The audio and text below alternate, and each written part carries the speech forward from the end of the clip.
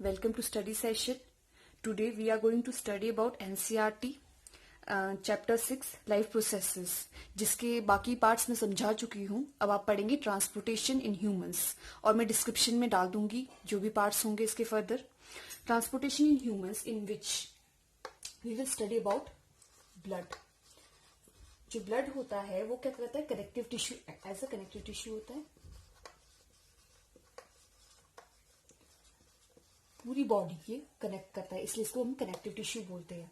It transport necessary substance to cell and transport molecule waste product away from the same cells. जैसे क्या करेगा, ये क्या करेगा, जो नेसेसरी हमें चीजें चाहिए होगी, जो सेल्स को चाहिए होगी, उसको ये नेसेसरी ट्रांसपोर्ट देगा. जो जो जरूरत है सब्सटेंसेस की, जैसे ऑक्सीजन की जरूरत है किसी को, या फिर किसी न्यूट्रिएंट की जरूरत है, तो ये क्या करेगा, ब्लड ट्रांसफर करेगा, और वहां से उसी सेल से ये वेस्ट मटेरियल लाएगा, जो वेस्ट प्रोडक्ट है उसके पास, उसको लाएगा ताकि हम उसको क्या कर सके, आउट कर सके बॉडी से. ठीक है, इसमें मेन कंपोनेंट, अब हम कंपोनेंट्स पढ़ेंगे किसके, ब्लड के कंपोनेंट्स के बारे में पढ़ेंगे.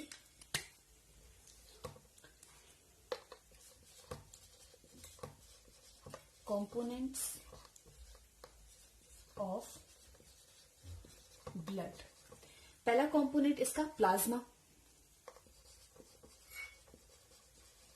अब प्लाज्मा किस कलर का होता है, ये होता है येलो फ्लूइड. येलो फ्लूइड होता है जो transport food, carbon dioxide, waste product, क्या किस किस का ट्रांसपोर्ट करता है, ये फूड, कार्बन डाइऑक्साइड, और किसका करता है, वेस्ट प्रोडक्ट का.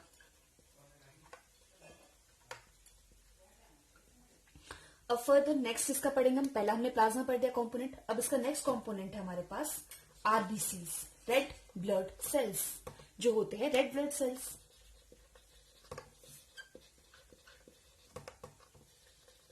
अब जो रेड ब्लड सेल्स है उनका क्या काम होता है, उनके पास होता है हीमोग्लोबिन, एचबी, मतलब कि हीमोग्लोबिन. जो हीमोग्लोबिन होता है वो क्या करता है, ट्रांसपोर्ट करता है ऑक्सीजन का, ऑक्सीजन को अपने पास रखता है, उसका ट्रांसपोर्ट करता है. अब नेक्स्ट पढ़ेंगे हम किसके बारे में, प्लेटलेट्स के बारे में.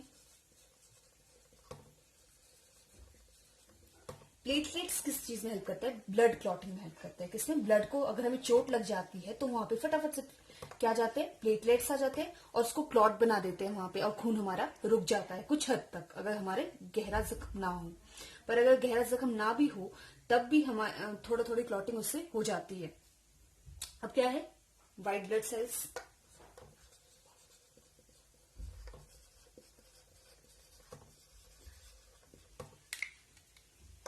जिसको बोलते हैं डब्ल्यूबीसी बोलते हैं.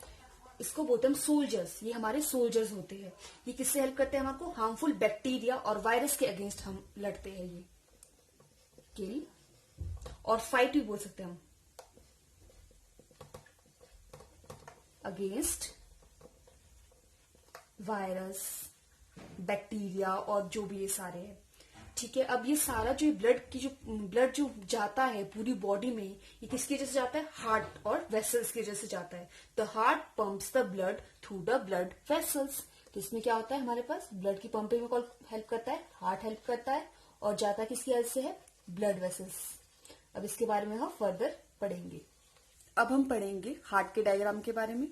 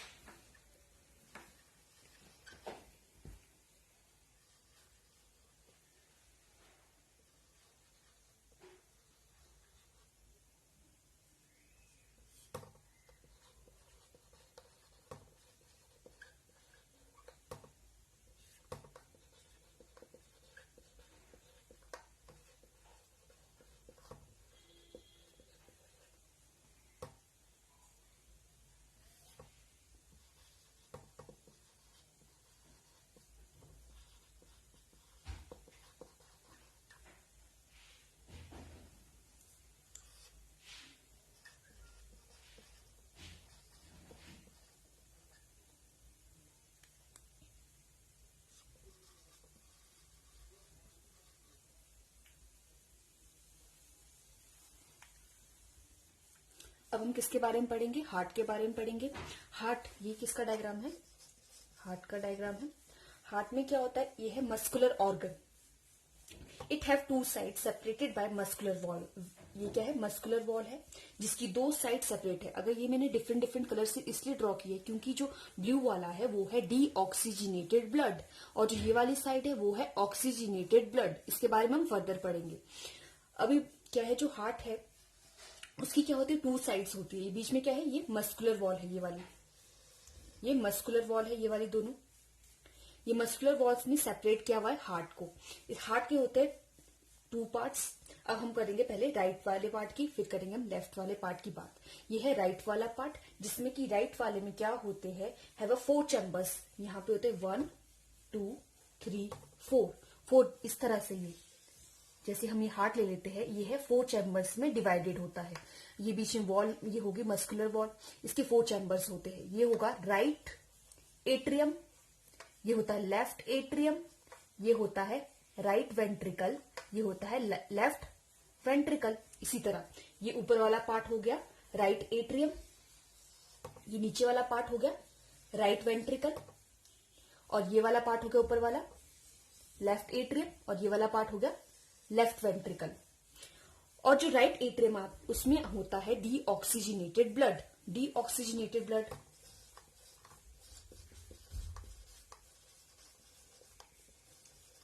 जो होता है इम्प्योर ब्लड, जिसकी हमें चाहिए होती है प्यूरिफिकेशन। और लेफ्ट वाले में होता है ऑक्सीजनेटेड ब्लड, जो किस में रिच होता है? ऑक्सीजन। और इसके पास क्या होती है? कार्बन डाइऑक्साइड होती है। इसके पास क्या होती है? ऑक्सीजन। ठीक है, अब हम पढ़ेंगे deoxygenated blood come from the body to the right atrium. अब राइट एट्रियम में आता है डीऑक्सीजनेटेड ब्लड। अब देखेंगे हमारे पास क्या है इसमें, यहां से वेना कावा, और यहाँ पे भी क्या है हमारे पास? वेना कावा, दोनों तरफ। पर जो ये वाली वेना कावा है, ये है लोअर बॉडी की। किसकी? लोअर बॉडी की, जो एब्डोमेन से नीचे वाला पार्ट होता है सारा। लोअर बॉडी से हमारा ब्लड जाएगा यहाँ पे, किसमें? राइट एट्रियम में। और vena cava of upper portion, upper body part, जो एब्डोमेन से ऊपर वाले पार्ट्स होते हैं सारे।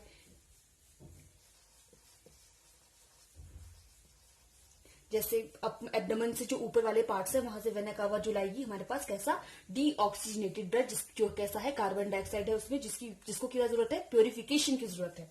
अब देखिए वेना कावा यहां से जब ब्लड लाती है तो क्या होता है?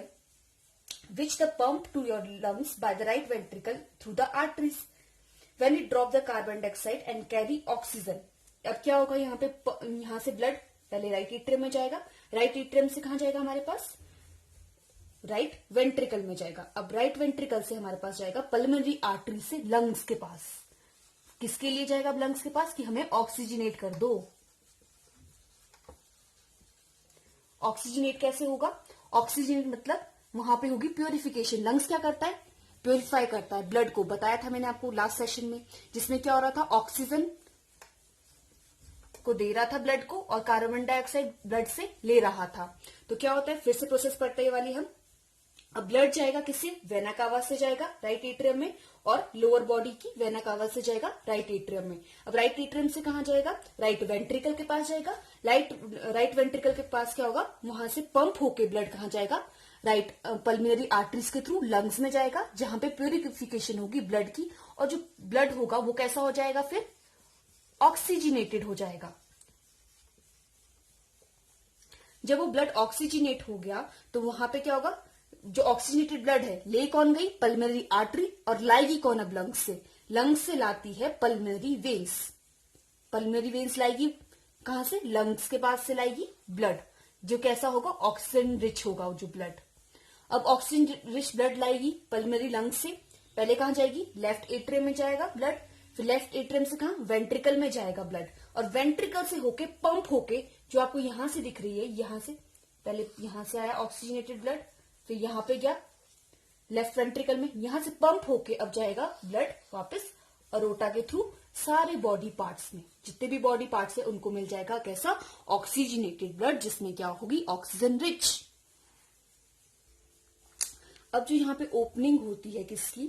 राइट एट्रियम से राइट वेंट्रिकल की जो ओपनिंग होती है और इस तरफ लेफ्ट एट्रियम और लेफ्ट वेंट्रिकल के बीच में जो क्या होती है, एक ओपनिंग होती है दोनों के बीच, उसमें वाल्व्स प्रेजेंट होते हैं इस तरह से।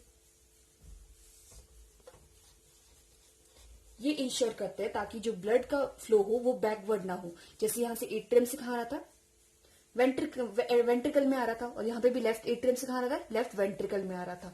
पर कई बार अब ऐसा नहीं होना चाहिए कि इससे वापस जाए, वापस पंप होके कहाँ जाना चाहिए ब्लड, पल्मोनरी आर्टरी और अरोटा में जाना चाहिए।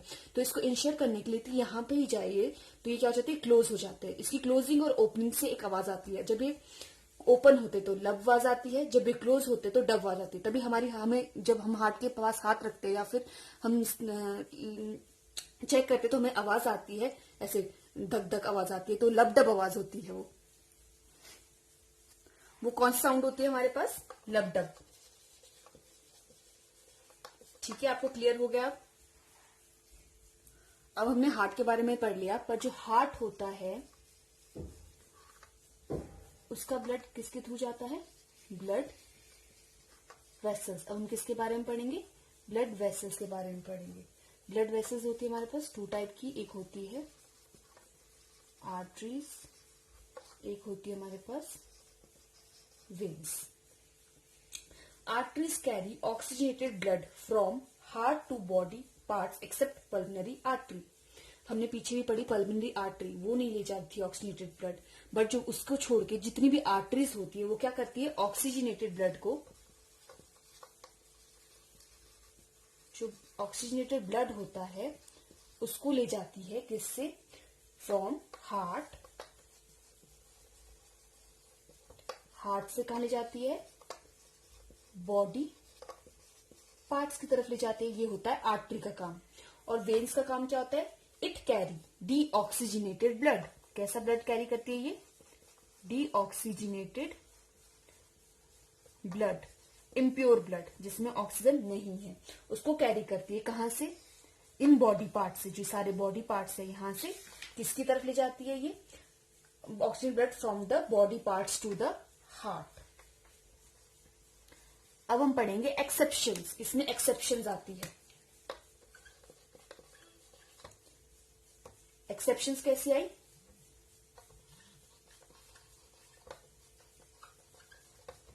जो हार्ट में आई एक्सेप्शन, जब ये हार्ट के केस में हो रहा है ये दोनों चीजें, तो दोनों के फंक्शन उल्टे हो जाते हैं।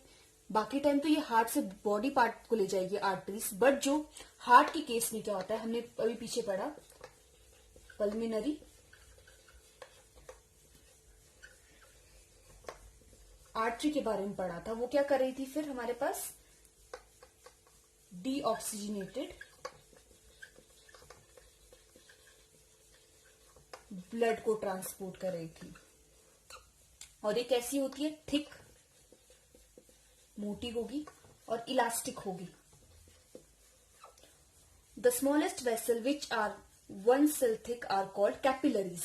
अब छोटी छोटी वेसल्स भी होती है जो बहुत सी थिन होती है, उनको हम कैपिलरीज बोलते हैं। अब यहां पे भी एक्सेप्शन होगी, इस तरफ हार्ट के केस में एक्सेप्शन आती है। हमने भी पीछे पढ़ा था, वेन्स क्या कर रही थी, ये ले जाती है ऑक्सीजनेटेड ब्लड, अपने काम से ऑपोजिट वर्क करती है जब ये किसके केस में आता है, हार्ट के केस में आता है। और ये कैसी होती है, ये थिक है तो ये कैसी है, थिन। और दोनों ही, ये कैसी है, लेस इलास्टिक, ये कैसी होती है, मोर इलास्टिक। अब एक और होता है हमारे पास लिम्फ। लिम्फ क्या होता है, it is also transporter fluid. Fluid होता है ये, जो कैसा होता है, कलरलेस होता है,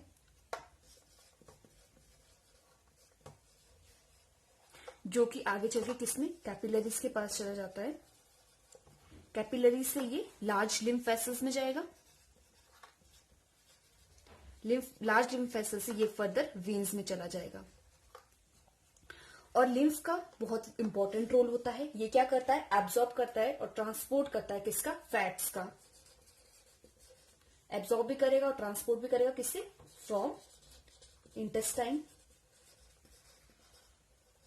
और जो ये हमारे पास एक्सेस फ्लूइड प्रेजेंट होता है ब्लड में, उसको भी निकालता है।